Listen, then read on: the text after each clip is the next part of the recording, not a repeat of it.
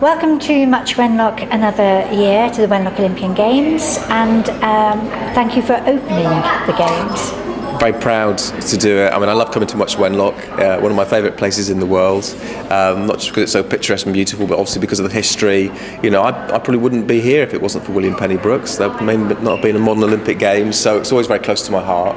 And because this is my first visit to the Live Arts Festival, and I have to say it's been just an enchanting day. Some amazingly talented young performers singing, dancing, acting with the musical theatre, and such confidence. I mean, at that age, I never would have imagined me standing on a stage and performing in the way these young people have. And they've done, all the parents have been here. They've done them proud, and they've done the Wenlock Olympian Society proud. And those who have won medals today, can, I think, be very, pleased with what they've achieved and are worthy of those Olympian medals. How does this experience, your first Live Arts, how does that compare to the sports? Because you've experienced both now, different audiences, different competitors, different judging.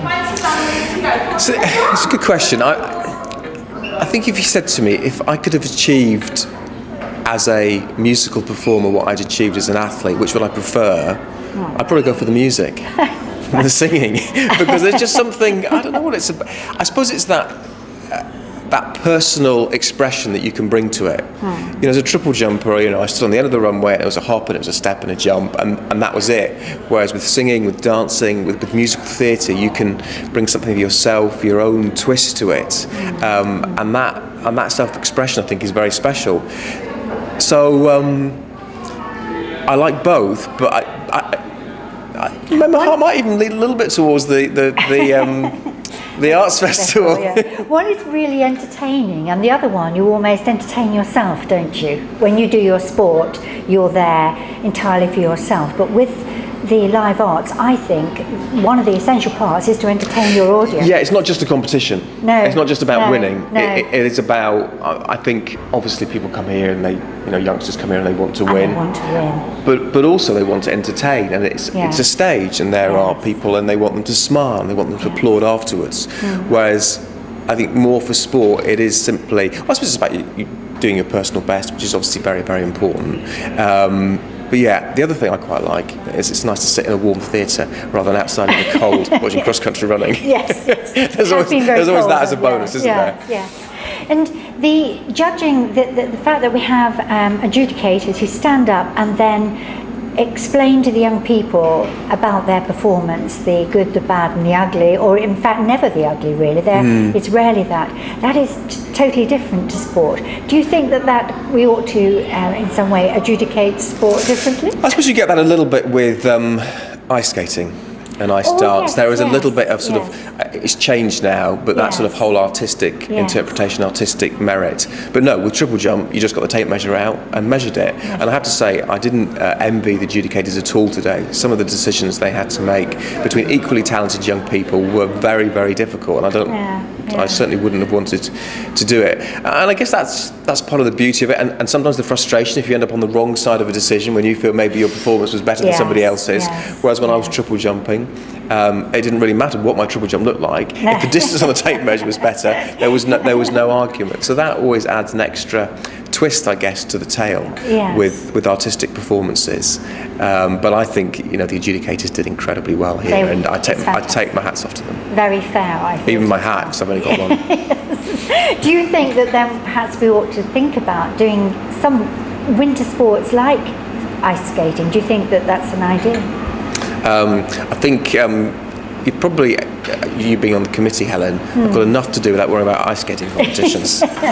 so don't worry, committee. Helen is not about to institute ice skating competitions. Okay.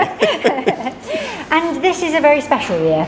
Is it going to be a special year for you in the Olympics? Yeah, Olympic years I think always extra sort of poignancy for the Wenlock Olympian Society with the history of William Penny Brooks and Baron de Coubertin. I'll be going over to Rio for both the Olympic and the Paralympic Games. as always, there are stories about things not being ready. There's the Zika virus, the background of drug taking. Will the Russians be there or not in the track and field? So it's a games which is not without its controversy.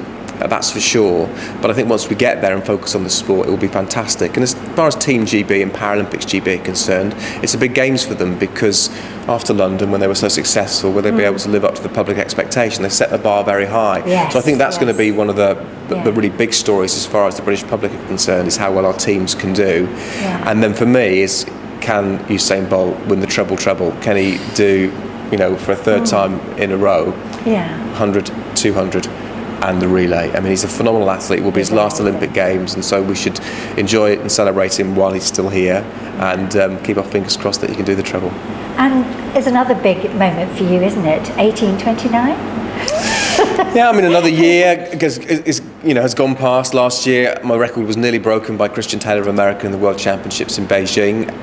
If he's in great shape this year, then maybe Olympic year 2016 will be the year my world record goes. But I've got past 2 decades. I held the record for London 2012, which I think was always one of my ambitions.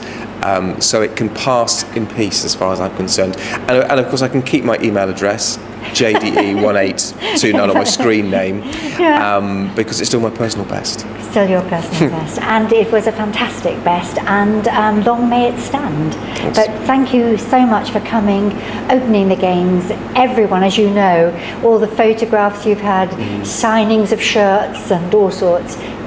It's been a pleasure to have you here to open the 130th Games. Thank you.